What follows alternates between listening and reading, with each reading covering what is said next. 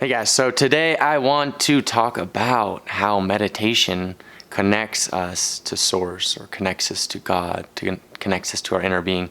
So first and foremost, the word how, I have like this charged meaning towards the word how, because how ultimately is the domain of your inner being, is the domain of Source, is the domain of God. However, there are ways, like a how to do this, how to this. But ultimately, when we're talking about these kind of topics, how do we connect ourselves to Source? It's kind of a charged question. And the reason being is because meditation is simply a letting go practice. It's simply a letting go and an observational practice. Now, in your infinitude, you are a stream of well-being. Your inner being is all that you have ever asked for and more. So there is just purely a stream of consciousness, a stream of well-being that is constantly flowing to you and through you. Now, what meditation simply does is it releases the floodgates, if you will. So for so long, you've been holding yourself back. And how do you hold yourself back?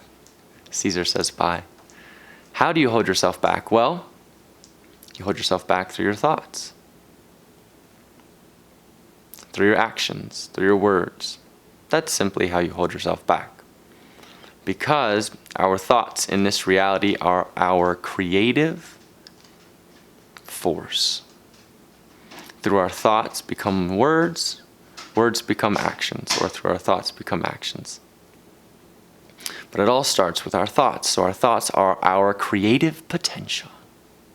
And when we're thinking non-stop, all day long, about a plethora of topics, all over the place. What could happen here? What could happen there? Oh, I want that. Oh, I want this. What could happen here? What could happen there? I want that. I want this. All of that doesn't allow our focus to manifest what we're asking for. So in the regards to law of attraction, the reason we meditate is to allow that what we are wanting to flow into our lives freely. Hence the reason we feel so good when we get a full night of sleep. What happens? We simply resist. We simply release thought. And in our releasing of thought, our body naturally heals itself, right? We heal faster when we sleep. Everyone always tells you that. It's a known fact. If you don't sleep enough, you will not heal appropriately. You won't heal from disease. You won't heal from muscle soreness when you exercise. You won't heal from a cold or a flu or anything. Sleep is the most important component to healing. Now, why is that? It's because we release thought when we sleep. And when we release thought, our normal cellular function, hormonal function, all of it can take place. So I think I went off on a potential little tangent there. However, it's very simple as how we connect with God through meditation. And it is because we are releasing resistance. That's it. When we release resistance, we naturally let the well-being flow.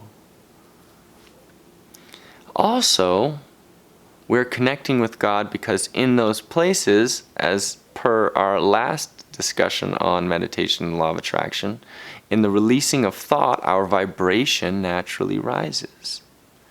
In an elevated vibration, we are in a frequency range as to which we can receive higher thought processes.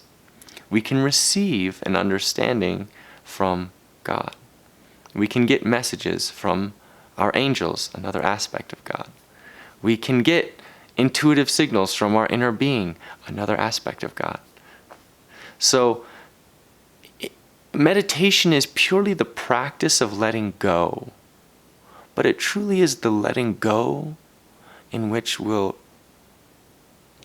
resonate more deeply with Source, with our God force, with our God potential, with the infinite intelligence. The practice of letting go daily, hourly, is what allows all the good that we are desiring to flow into our experience, including health, including wealth, including relationships, including name it. In our letting go, we see the world not as it is by what other people have told us, but as it is in its totality. We see the trees and we see God. We see the sky and we see God. We see the birds and we see God. We see the person that's been pissing us off for the last 2 months because they won't stop talking about more coffee, Karen. I'm just kidding. I'm not trying to offend anyone that's named Karen. It's just a joke. But, you know, I don't even know a Karen, I don't think. Actually, my hairstylist is Karen. I like her a lot. And, yeah. So we see people, we see things, we see places as all an extension of the one, of the infinite intelligence, of God, of Source. So, how we connect, how meditation helps us to connect with Source, we don't really need to connect with Source. We're always connected. We never take our outlet out of the wall, right? It's always connected. It just happens to be, or a hose, let's use a hose, that's a better example. Our hose never gets disconnected from the source of the water. It's always there. We can't disconnect it. It's a permanent hose. But we have the ability to kink it. And I'm not talking about sex, you little nasty freaks. Anyways, no, we have the ability to kink it through our thoughts. And we know we're kinking it by the emotional responses that we're getting. So if I am kinking something and I just have no awareness that I'm kinking it, but I feel ornery, or I feel fearful, or I feel doubtful, or I feel sad, or I feel angry. All these are just indicators from our emotional guidance system that we are kinking the hose. We're not letting it flow. The water is backing up. The water wants to flow. It's constantly coming through. That's what life is. It's a constant expansion. It's a constant renewing of ourself through the source of well-being. It's a constant flow. Energy does not want to be stuck. Look at the electrons in an electron cloud. It's like superposition, right? It's always moving. So it's the same thing. And our emotions are letting us know if we're kinking it off or not. Hence the reason we meditate.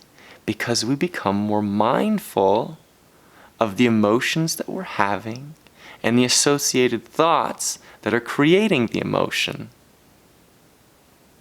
Emotions just don't happen.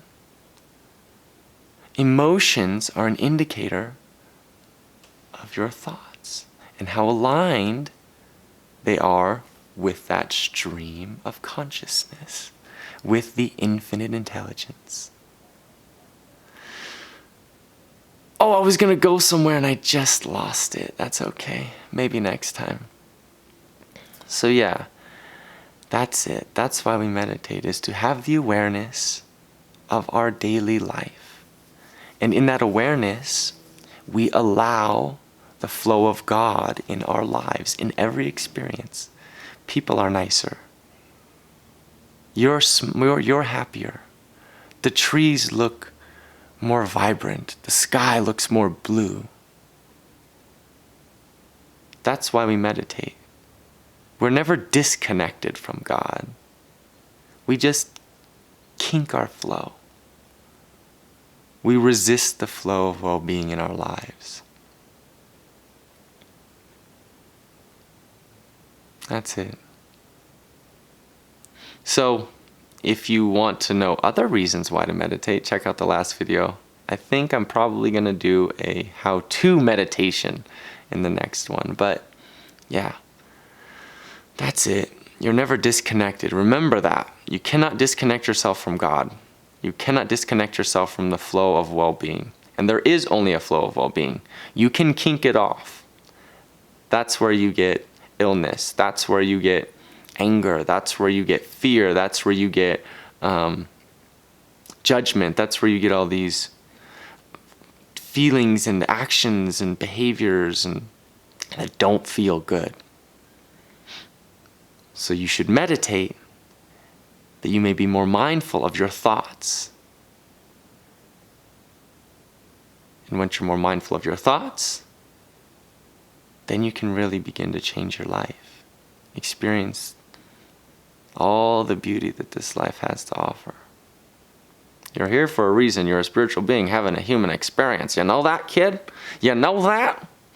You're here to experience goodness, and joy, and love, and laughter, peace. You're supposed to have it all. You're also supposed to have all this contrast, because without all of it, without all this negative stuff, if we call it negative, we'll just call it contrasting experiences and thoughts and emotions, you'd never know you wanted something else. So that's how we connect. We don't connect. We're already connected. But we meditate so that we can let it in. All right, you guys. I will talk to you next time. I love you.